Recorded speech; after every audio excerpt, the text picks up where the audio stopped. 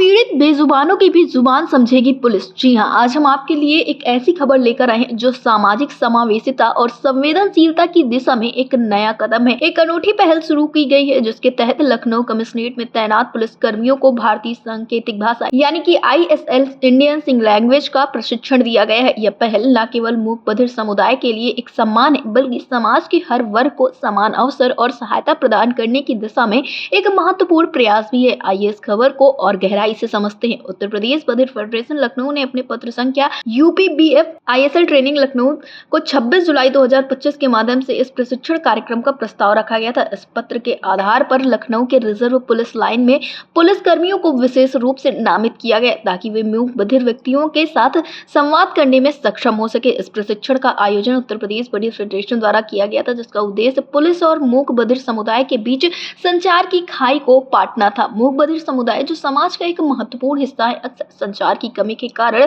उपेक्षित महसूस करते हैं। जब बात पुलिस सहायता या कानूनी प्रक्रियाओं की आती है तो सांकेतिक भाषा की जानकारी न होने के कारण मूक बधिर व्यक्तियों को अपनी बात रखने में कठिनाइयां होती है। यह न केवल उनके अधिकारों को प्रभावित करता है बल्कि उनके सुरक्षा और सम्मान को भी चुनौती देता है। उत्तर प्रदेश बधिर फेडरेशन ने इस समस्या को पहचाना और इसे दूर करने के लिए एक ठोस कदम भी उठाया है।